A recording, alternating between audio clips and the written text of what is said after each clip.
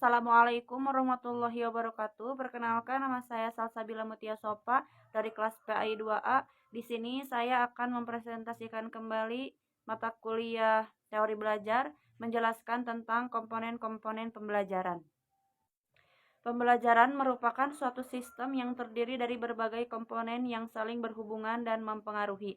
Komponen-komponen tersebut antara lain kurikulum, guru, siswa, metode, materi atau bahan ajar, media atau alat pembelajaran, dan evaluasi. Di antara komponen-komponen pembelajaran tersebut, tujuan pendidikan dijadikan fokus utama dalam proses pengembangan pendidikan. Artinya komponen-komponen lain yang dikembangkan hanya mengacu pada komponen tujuan yang ingin dicapai. Yang pertama ada pengertian komponen pembelajaran.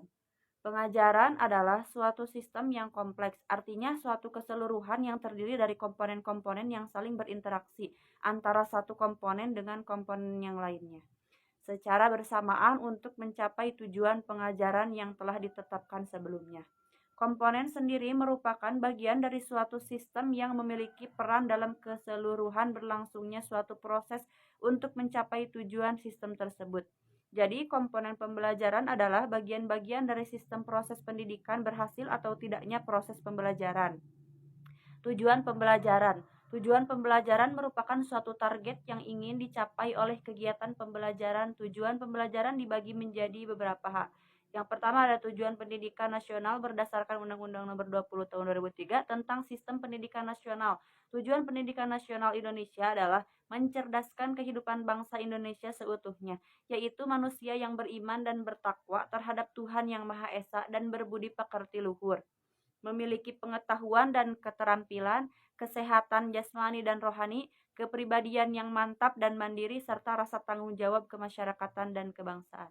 Yang kedua ada tujuan institusional. Lembaga tujuan institusional merupakan tujuan yang ingin dicapai oleh setiap sekolah atau lembaga pendidikan.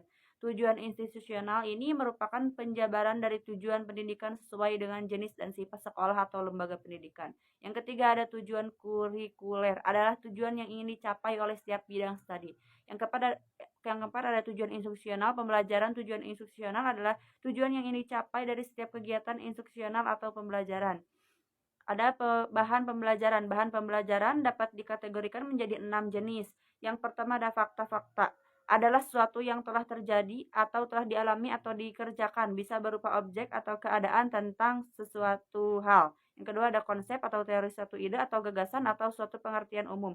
Suatu sistem pernyataan menjelaskan serangkaian fakta, di mana pernyataan tersebut harus mengadukan universal dan meramalkan. Yang ketiga ada prinsip, merupakan suatu aturan atau kaidah untuk melakukan sesuatu atau kebenaran dasar sebagai titik tolak untuk berpikir. Yang keempat ada proses serangkaian gerakan, perubahan, perkembangan atau suatu cara atau prosedur untuk melakukan kegiatan secara operasional. Selanjutnya ada strategi dan metode pembelajaran. Strategi pembelajaran adalah perencanaan tentang rangkaian kegiatan yang didesain dalam upaya mencapai tujuan pendidikan tertentu. Dalam hal ini, strategi pembelajaran menjadi kegiatan yang harus dikerjakan guru dan siswa. Metode merupakan upaya untuk mengimplementasikan rencana yang sudah disusun dalam kegiatan nyata agar tujuan yang tersusun dapat tercapai secara optimal. Metode digunakan untuk merealisasikan strategi yang telah ditetapkan. Ada beberapa metode pembelajaran yang bisa digunakan untuk mengimplementasikan strategi pembelajaran, di antaranya metode ceramah, metode demonstrasi, metode diskusi, metode simulasi, metode tugas dan metode resitasi, metode kerja kelompok, dan metode problem solving, metode sistem regu, metode latihan, dan metode karya wisata. Selanjutnya ada media pembelajaran. Yang pertama ada media visual, adalah media yang dapat dilihat dengan menggunakan indera penglihatan. Jenis media ini sering digunakan guru untuk membantu menyampaikan materi pembelajaran. Yang kedua ada media audio, adalah media yang mengandung pesan dalam bentuk auditif atau hanya dapat didengar, yang dapat merangsang pikiran, perasaan, perhatian, dan kemauan para siswa untuk mempelajari bahan ajar. Yang ketiga ada media audio visual. Media ini merupakan kombinasi audio dan visual atau bisa disebut media pandang dengar. Media objek selanjutnya ada media interaktif. Media objek merupakan media 3 dimensi yang menyampaikan informasi tidak dalam bentuk penyajian, melainkan melalui ciri fisiknya sendiri. Yang terakhir ada media interaktif. Media ini memicu siswa untuk tidak hanya memperhatikan objek saja, melainkan juga dituntut untuk berinteraksi selama mengikuti pembelajaran. Yang terakhir ada evaluasi pembelajaran. Evaluasi adalah suatu proses yang sistematis dari pengumpulan analisis dan interpretasi informasi atau data untuk menentukan sejauh mana siswa telah mencapai tujuan pembelajaran. Evaluasi bersifat komprehensif dan kualitatif yang di dalamnya meliputi pengukuran, sedangkan tes merupakan salah satu alat atau bentuk dari pengukuran. Jenis-jenis evaluasi pembelajaran berdasarkan fungsinya, yang pertama, evaluasi formatif.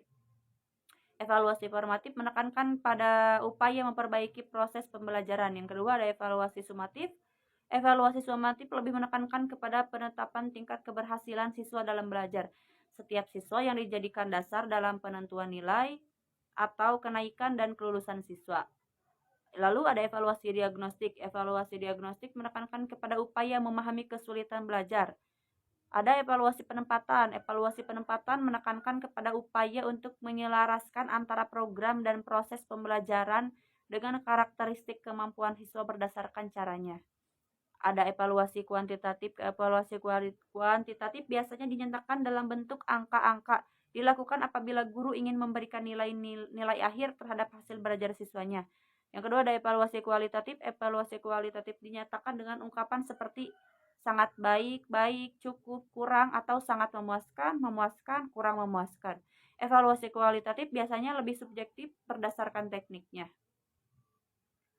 Yang terakhir kesimpulan. Komponen pendidikan meliputi tujuan pendidikan, bahan pembelajaran, strategi dan metode pembelajaran, media pembelajaran, evaluasi pembelajaran. Keseluruhan komponen-komponen tersebut merupakan satu kesatuan yang saling berkaitan dalam proses pendidikan untuk mencapai tujuan pendidikan. Apabila salah satu komponen tidak dilakukan, maka proses belajar mengajar tidak akan berjalan dengan efektif. Bahkan tidak akan terlaksana jika salah satu komponen tersebut mengalami kendala. Secara garis besar, tujuan proses belajar mengajar merupakan rumusan perilaku yang telah ditetapkan sebelumnya agar tampak pada diri siswa sebagai akibat dari perbuatan belajar yang telah dilakukan. Sekian penjelasan dari saya. Mohon maaf bila banyak kurangnya. Wassalamualaikum warahmatullahi wabarakatuh.